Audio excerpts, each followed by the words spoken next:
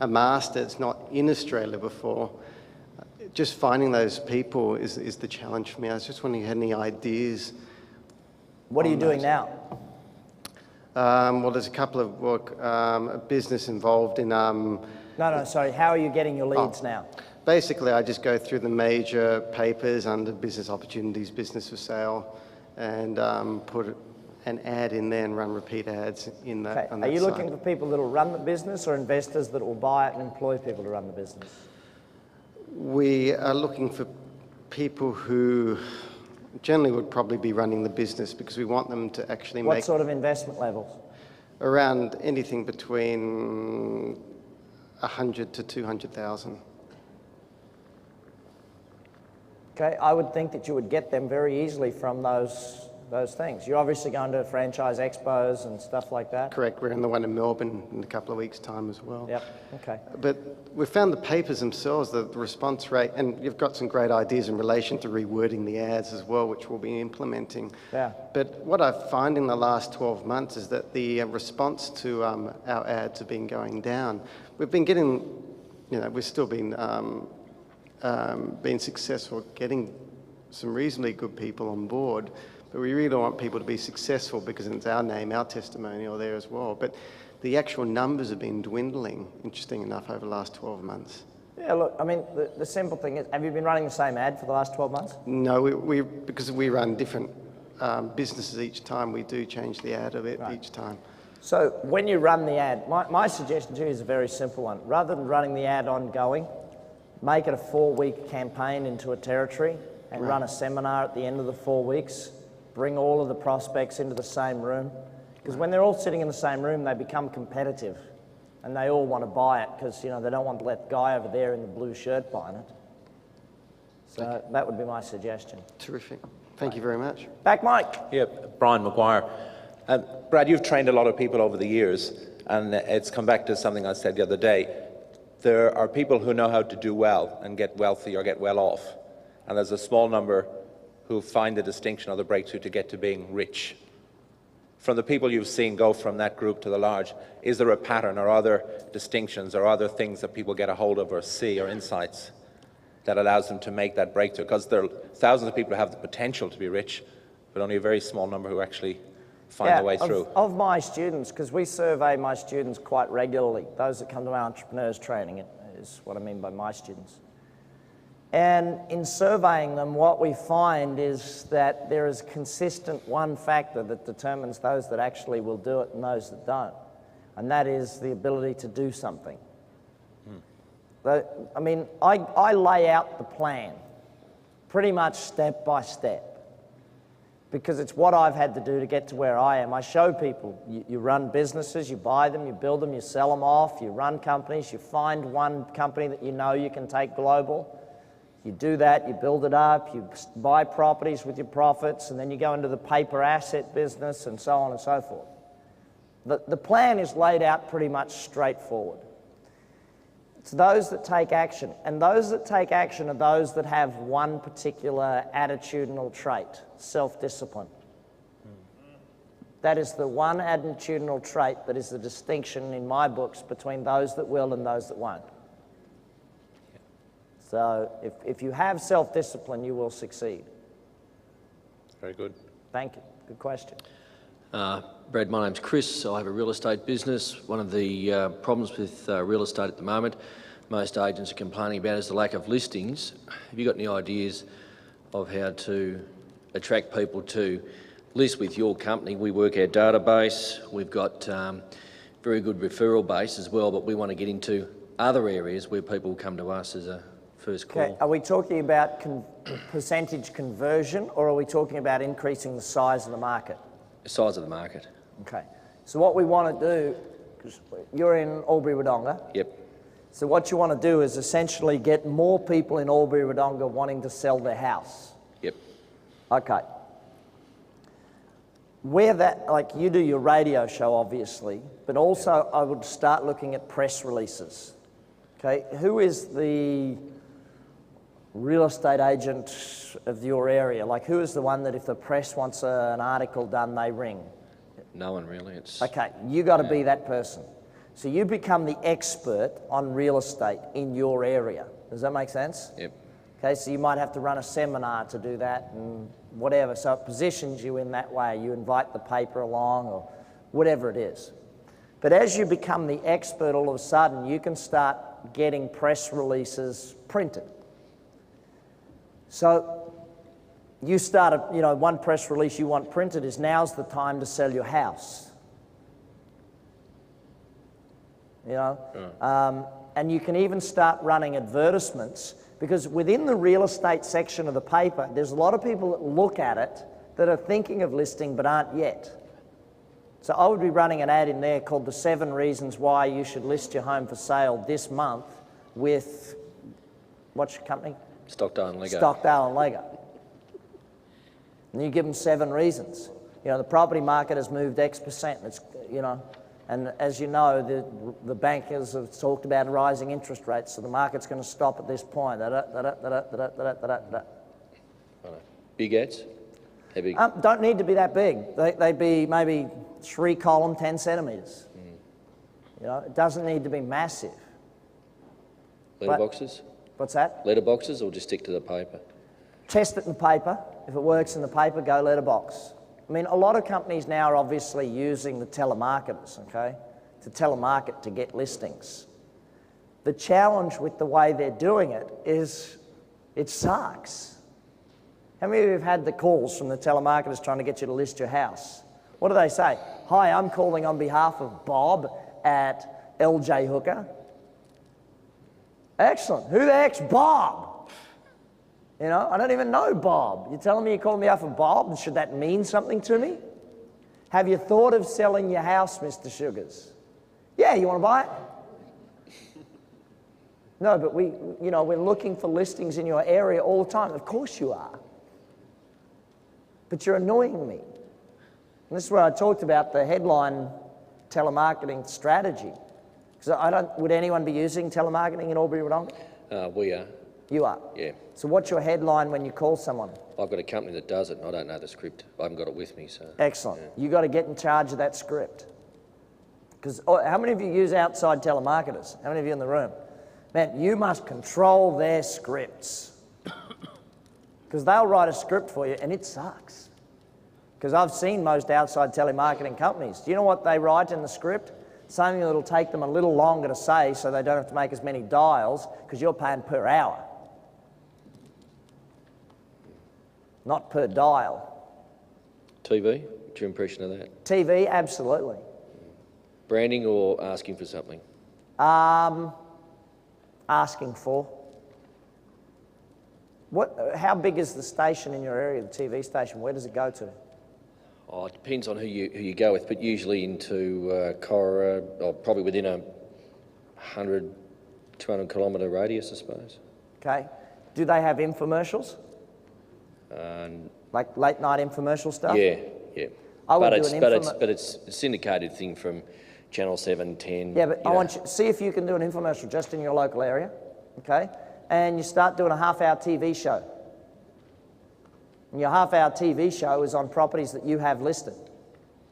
Can you get me on a midnight to dawn, eh? Or something? Mate, you would be Dawn till surprised. dusk. Well, put it this way. If you don't think anyone watches from midnight to dawn, run an ad that says you'll give $500 to everyone who calls. See, very few people want to do that. Why? Because there are a lot of people watching midnight to dawn. There's so many different options. I learned a really great strategy for selling cars in the United States. There's this one guy that takes out a half-hour slot on the local TV station, middle of the afternoon, and all he does is he drives every car on his lot past and he says, hey, what's this one, Bob? We got such and such, it's a great deal, it's only 15,000 Ks, it's gone for, how much? $4,800, get that out of here, next car in. And he does this for like half an hour and you're sitting there watching this guy and you just crack up the whole time. But it's like, I'm going to go down there and have a look, it's like, so, what can you do that does that sort of stuff if you're going to get it to that next stage? Yeah. The other simple fact is, what's the conversion rate on listings now, and how do we up that? Our conversion rate's pretty good. We've got a fair share of the market. Oh, yeah. We want to get bigger. That's... Well, one other question to you and to many of you in this room. Sometimes the amount of effort to get the last 20%, you would be better installing that effort to go and open another office in another town. Does that make sense? Because there is a point at which the amount of effort needed to go and get that last 20% or that last 30% is just so much harder than going and opening another office in another town or buying a rundown office in another town and fixing it up. Just putting all of your current systems into that office. So this is where you have to look at how much energy do you have to instill and where is that energy best placed? Thank you. Excellent, good question. Back, Mike. Chris Poulos, Disc Group I. Brad, we're looking at taking a franchise system nationally. We're aware that the right masters in each of the capital cities is critical, so we're looking for the right profile. Could you assist us in, say, perhaps 3 major attributes that master franchisee has to have? Absolutely. Number one key to having master franchisees work is they must be a business owner. They should not want to be the person that does the work of the thing. From day one, you have to teach them they have to employ people. It must be a condition of them taking on the master that they have to employ this, and this person, whatever the roles are. In my company, we insist they employ 2 people from day one as a minimum, a salesperson and a support person. Okay, so that is step one, the most important thing. Second most important in looking for master franchisees is they must be a team builder, a leader, because franchising is all about relationships. Franchising is not about numbers, about this, about that, it's about relationships. So if you get a leader, a team leader, and that is their strength, they will do exceptionally well. Third and probably most important is you need someone who has passion, because that is what sells franchises. Franchises are not sold on logic. People are making a decision to buy an entire new life. So you have to make sure they have that passion, because when they're doing a sales pitch, what are you going to buy? You're going to join their team. They're the master franchisee. Because here's the challenge with it. With my business, let's say Action International in West Malaysia, right? Does a person buying a franchise in West Malaysia ever get to meet Brad Sugars? No. Not until they've bought and they've been in the system and they come to one of our annual conferences. So who do they get to meet? They get to meet Ho Yen, who is our master franchisee for West Malaysia. Does Ho Yen have to have a lot of passion for our business, yes or no? Yes. Yeah, to transfer my passion for it. Does that make sense? It does, Brad, that's excellent. Just a quick side one. Taking it nationally is one thing. How much more difficult would it be to take it internationally? And do you want to do it with us? Maybe. We're talking about each city in Australia being roughly between 500,000 and 750,000. Yeah. Look, the distinction, this is one thing about franchising that I have learnt. It is easier and simpler than you will ever be led to believe by most franchise consulting companies. It is also cheaper than you'll be led to believe by most franchising companies. As long as A, you are willing to write the manuals yourself, and B, you negotiate with a lawyer and tell them, I'll pay you 10 grand up front and you get $1,000 every time someone buys a franchise. Got that, yep, that's good. Going international in franchising, I would probably have 2 pieces of advice for international franchising. Number one, do not go until you can send people who have been running a franchise here for 2 years, or at least a year. You know, they've been successful here. Because the biggest problem with going international in any business is transfer of knowledge. You can take the systems across to America and you can take the systems across to Europe, but you can't take the knowledge. unless you've got people who've been doing it on the ground. So if you want to go international fast, here's my suggestion. Hire 5 people now that you will train for a year. They will run the business here as much as you can possibly let them, and then let them go international a year from now. But my biggest learning mistake about going international is I hired Yanks to run my business in the US. And I took on a US partner. 2 months ago, I spent $3.5 million US buying them back out when they bought in for only $1 million. Ouch. And that was on top of having to pay $300 US to buy out the guy that was running it, to pay him out just to make him leave. So that wasn't an enjoyable time. However, I now re-own the business. We've gone from it making $500,000 US a year to now making about $2 million in the last few months. So we're kind of happy again. So make sure whenever you go international with it, 2 things probably vital. Get the best attorney in the country, like franchising attorney. Get the best set of accountants in the country, and pay top dollar for your franchise salespeople. I still, though, take my Australians over there. Any day of the week, I'll take my Australians to America, to Europe, to Asia, anywhere. And they're pretty much accepted in all those countries I too. pay them $100,000 a year in Aussie dollars to work in America, plus bonuses in US dollars. So his base salary is still Australian, because he's still employed by the Australian company, so I don't have to worry about visas in the United States. Thanks, Brad. That's excellent. Front mic. Thank you, 10 Brad. minutes to go. So. Charles Cooper, the model that you gave us the other day, I'm just not clear on this, might double up a bit on a previous question. The one that had 0 employee and then went up the scale to entrepreneur at the top. Yep. So let's suppose you had a high earning employee. Yes. Can he go straight to levels 4 and 5 over a period of time Yes. by investing the surplus of his income? Yes, by attending my entrepreneurs training, yes. And- Sorry, I'm not trying to just do a sales pitch, folks. It's the only place in the world I know where you can learn it. No one else teaches how to do that stuff. How to buy, build and sell companies. There's no one in the world that ever teaches it. May is the next one and probably the last one ever. So you're suggesting he would learn, they would learn, You would learn, yes. the person would learn. Aside, you're talking about the skills for buying and building businesses. Does real estate come into that somewhere? Yeah, I'm going to teach you real estate Thursday. Yeah, okay. At Entrepreneurs, I teach you the next level of real estate, but I'm going to teach you basic real estate Thursday of how to get that done. You do 1 minute now on what that entrepreneur's course covers. How to be an entrepreneur, level 5. Right, good.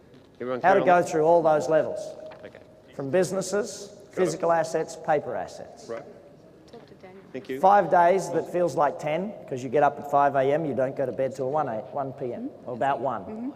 It depends on if I'm feeling good or not. Because this is on sales. If I'm feeling generous, I'll let you go to bed at midnight. It's really worth it. How much does it cost? If you sign up before the end of October, it's about 8 grand plus GST. If you sign up after that, it's about 9 grand plus GST. In Queensland, it's at, this year it's at, I think it's called the Royal Pines, is that it, on the Gold Coast? Yeah, on the Gold Coast there. No, it includes accommodation. We let you have that part. 5 days, correct. If you want information on that, dive on bradsugars.com or call Sandra in my office. I'm happy to talk about it. Yeah, come on down. There's a few people here that have actually been. Afterwards? Yeah, afterwards, go talk to them, see them. Several of my coaches have been. We've got several people in the audience that have been to the course. Put it this way, it's not for everybody. If you do not want to go to the top echelons of rich, please don't come. It's not a course about becoming a millionaire. It's a waste of your time if you come if you just want to be a millionaire. This course will make you a millionaire if you use what I teach you. That course is about 10, 20, 100, how to go up to billionaire, if you choose to. It's the toughest mongrel dog course you'll have ever done in your life. And when I tell you I let you sleep 3 hours a night, that's if I'm feeling generous. I make you eat healthy food all week. You cannot smoke, drink alcohol. You cannot take anything that is sugar intoxicated, like sweets, desserts, chips, any of that crap. You eat healthy. I have chiropractors and masseuses in the back of the room. They work on you all week. Keep you fit and healthy. You do Tai Chi at 5 a.m. 5:20, I think. 5:20 is Tai Chi. At 6 a.m. you play volleyball.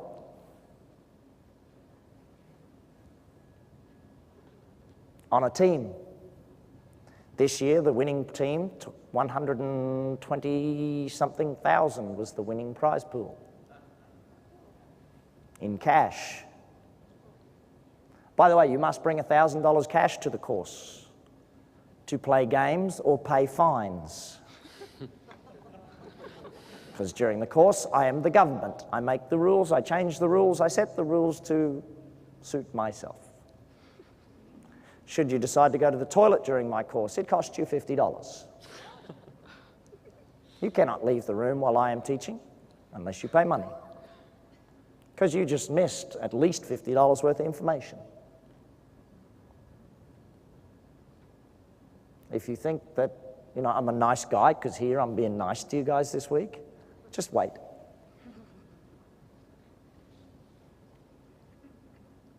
Teach you business, real estate, share market. I bring in professionals. I bring in at least 6 real estate teachers. Teach you because each of them is a specialist in a different segment of real estate. Does that make sense? Because there's different segments. You need to pick your niche. I'm not going to teach it all to you. Real estate isn't my niche. I do real estate because I'm bloody good at it and I buy lots of it. And I own more of it than 90% of the people out there teaching real estate. That's just a simple fact.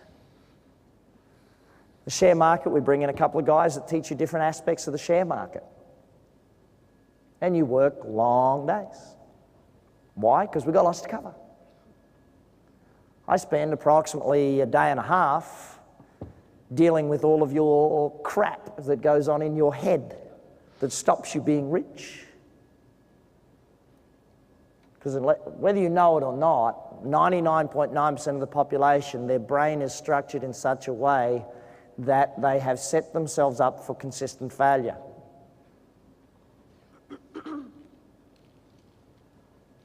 And it's just sad to see, but when you get a chance to fix it, it's pretty simple.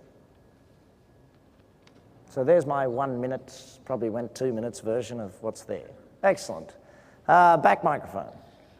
Paul Hutchinson, high D, 68% visual, 32% kinesthetic, and came back with a 0% auditory. I'm just wondering... Sorry, Paul, what was that? 0% on the auditory on the scale, sorry. Thank you very much. Just kidding. And I just noticed you said you were very low in the kinesthetic, and I'm very low in the auditory, and I've actually noticed from standing up at the table, I wrote the answers down to all the questions. Since I've stood up, my retention is about probably a third of what it was when I was writing it down. So how do you overcome that sort of balance problem? Yeah. So you just train. If you want to learn auditory stuff, start listening to more tapes. If you want to learn more kinesthetic stuff, start doing more kinesthetic things. Like, I have to actually train myself to be kinesthetic. Just because I have very low kinesthetic doesn't mean I'm not good at it. It's just it's not my innate nature. We can train ourselves. With DISC, can you change which one you are? Yeah. Absolutely. You can train yourself to be one or the other. And I just had a second question, which was an answer to someone else's. Really quick. Yep. What is the key to developing self-discipline? The key to developing self-discipline? I'll give you a fundamental tool that will help you do it, and that is every day at 5:30, make a list of what you need to do the following day. If you do that, you will start to develop self-discipline. One of the simplest ways to get self-discipline is to start by having external discipline, like a coach or a wife? Good question. Front mic. Yesterday you said that you would tell us what you thought was going to be the best business to be in the next 10 years. Yeah, I did, didn't I? Yes, so I just thought I'd remind you. Excellent.